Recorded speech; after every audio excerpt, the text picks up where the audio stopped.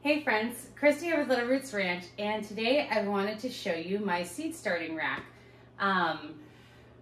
Today was a beautiful day out, and I've been working on the field all day, and so I'm like tired and sweaty and all that stuff, and slightly out of breath. But I wanted to try and shoot the video a little bit before the sun went down too much, because the lighting in my house is terrible, and then the video will just be dark. Anyways, so this is my rack, and I love it. I have had this same setup for, I think, 4 years. The rack I got from Costco. The lights I got from Amazon. They are T5 lights, which is 5/8 of an inch in width, and they're also HO, which is high output. And these lights are really cool. They're really bright. I don't know if that's coming across how bright it is, but it's like the sun. What's cool about these is that they have two settings. There's the first setting is where it's just there's 4 bulbs. The first setting is where the first 2 bulbs turn on, and then the second one is where all 4 are on. So let's see. So that's where it's completely off, and then that's where it's 2, and that's where it's 4. And so one thing I also like about these lights, because you might be wondering, well, how do you plug all those in?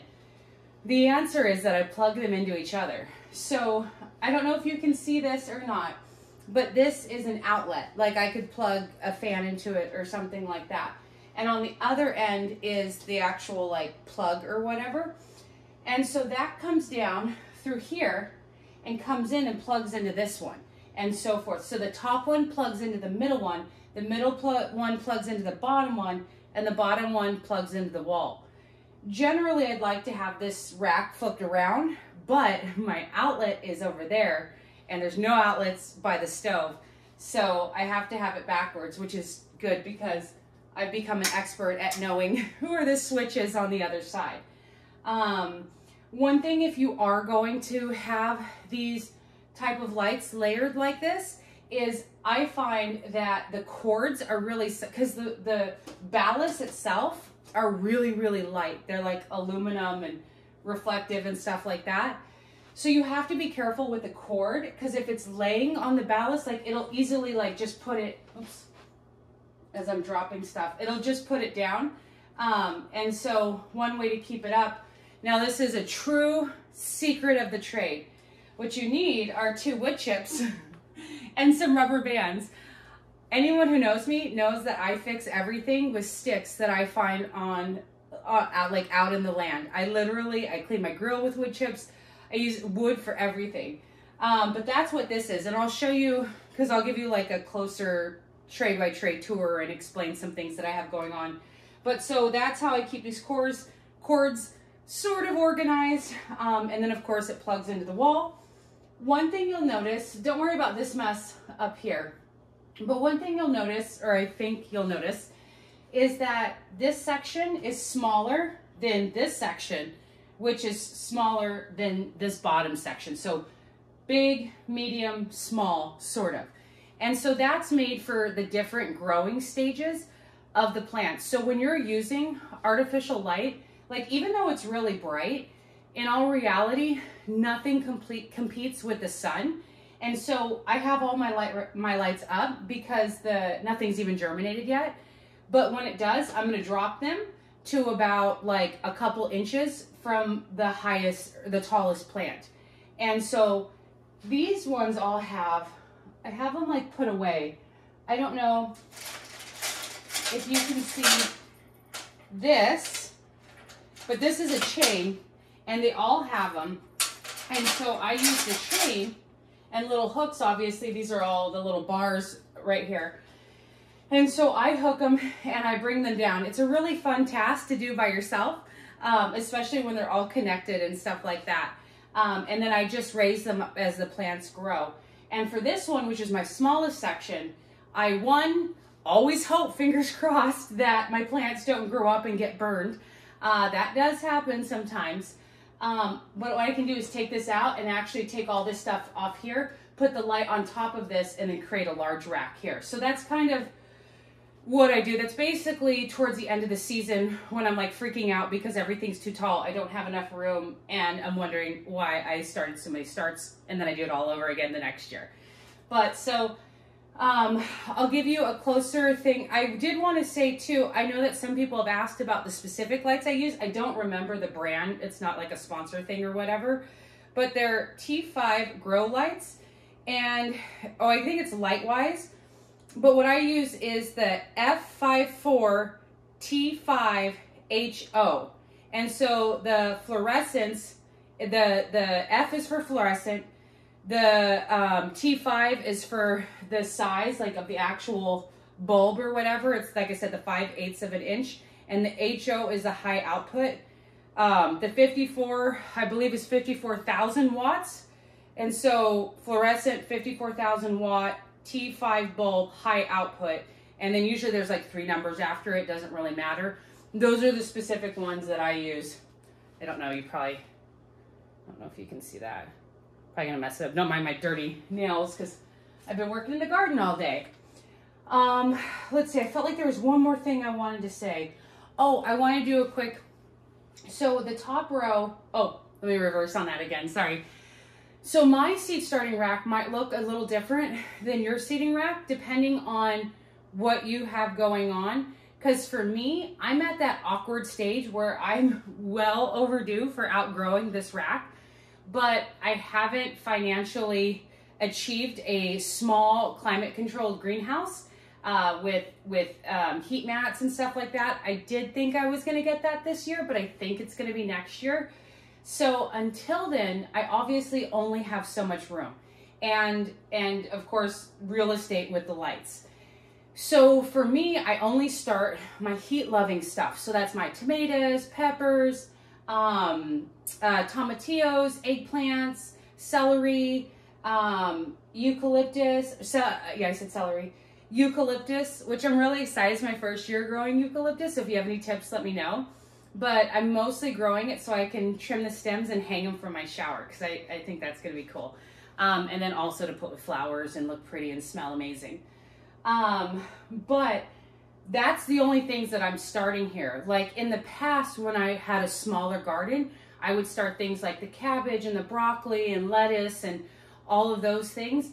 I just unfortunately don't have the room. So I start those outside, either in the greenhouse, unheated greenhouse, which is pretty much the same temperature and on cloudy days, or just outside, like in the ground or whatever. And so the downside of that is that like if I plant or if I sow a seed of cabbage outside today and you sow a seed of cabbage inside under grow lights, you're going to have cabbage much faster than I am.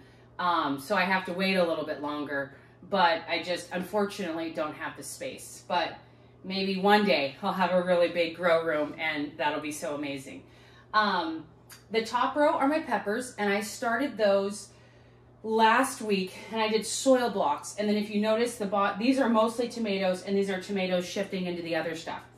And the reason I switched it is so I used soil blocks for, well, geez, like, I don't know, I think 5 years or so.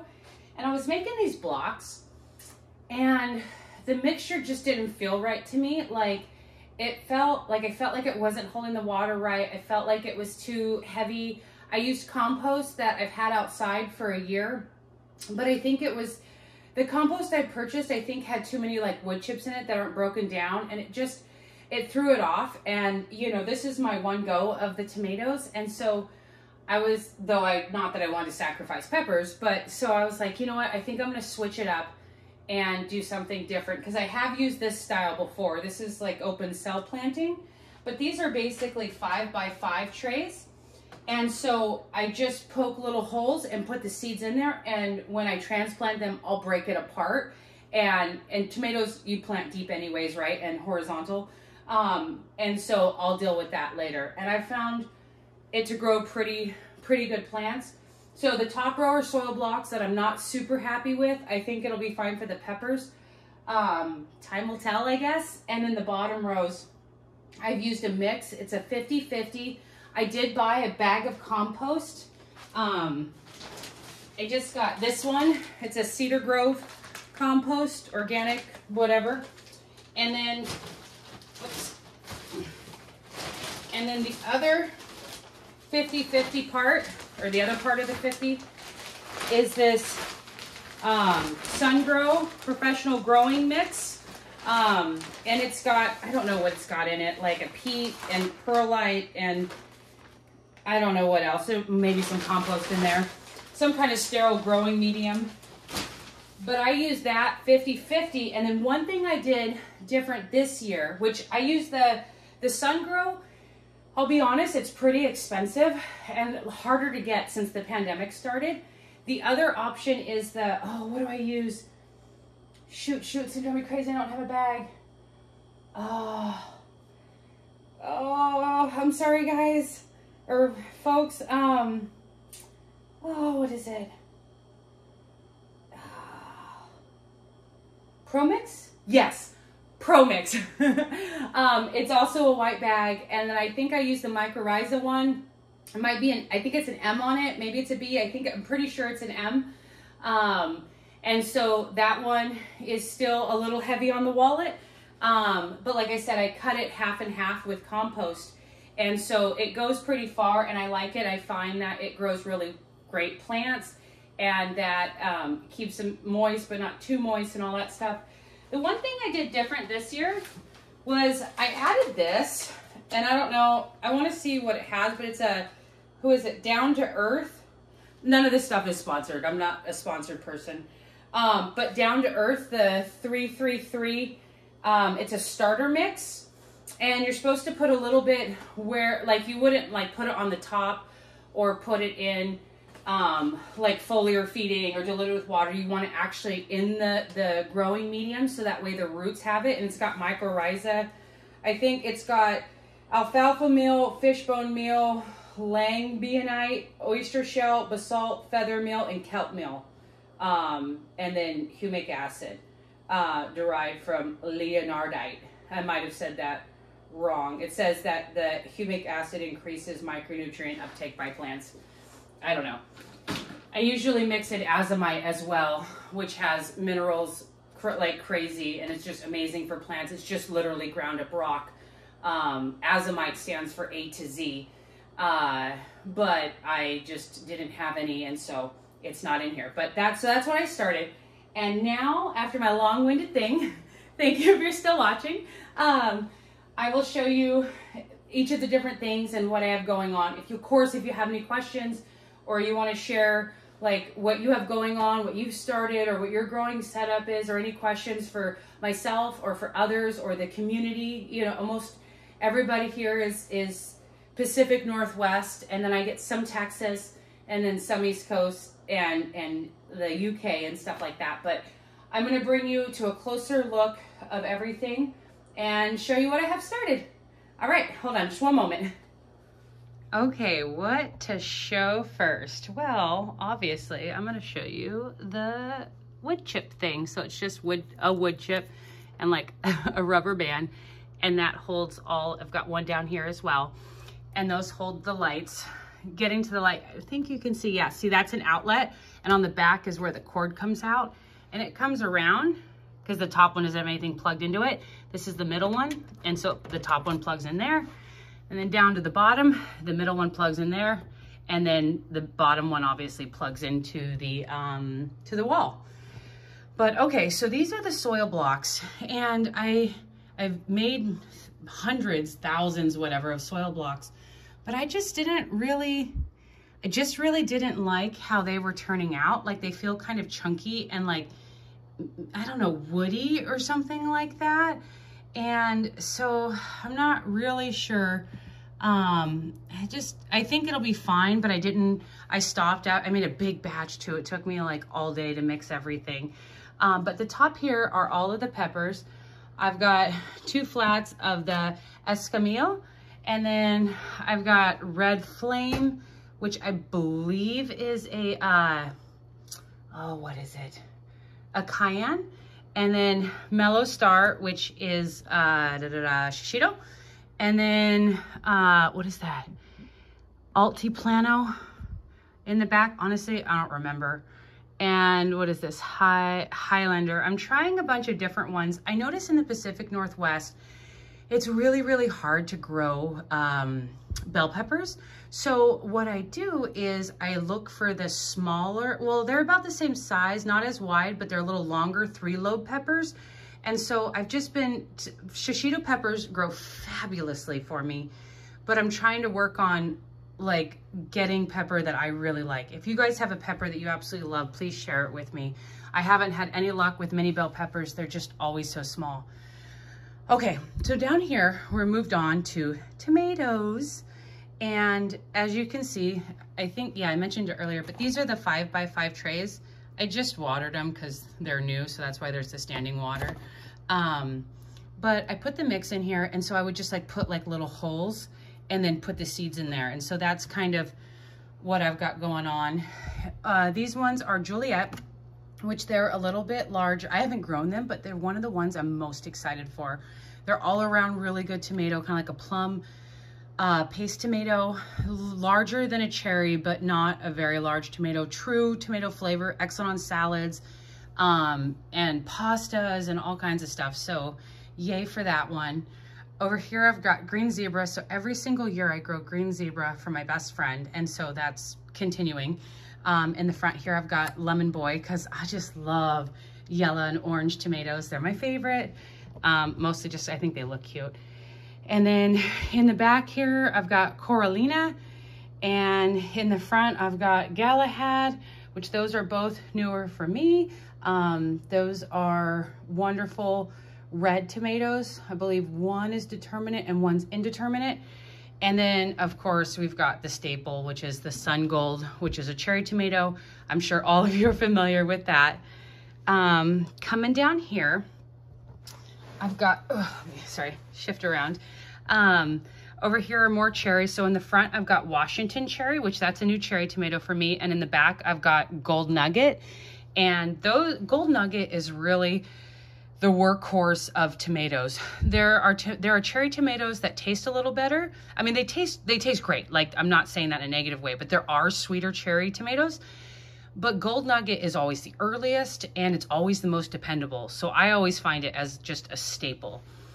Moving over here to this row, we have in the first 6, I don't know, boxes, we've got the eggplant, because everyone knows I'm an eggplant monster. I just love eggplant. That's the Asian eggplant.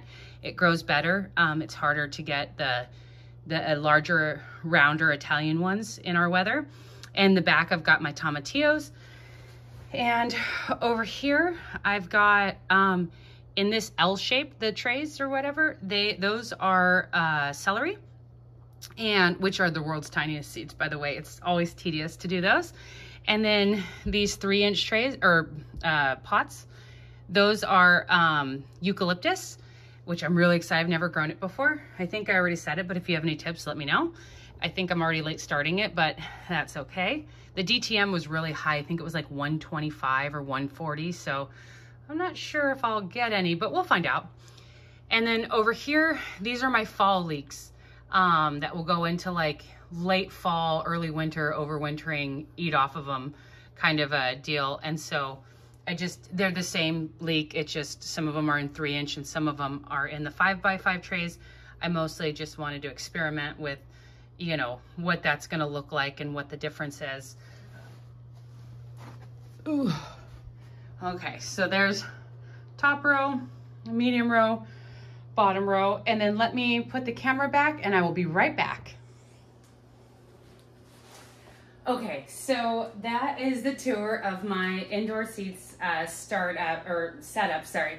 Like I said, the peppers were started 1 week ago and then everything else was started yesterday and then completed this early morning.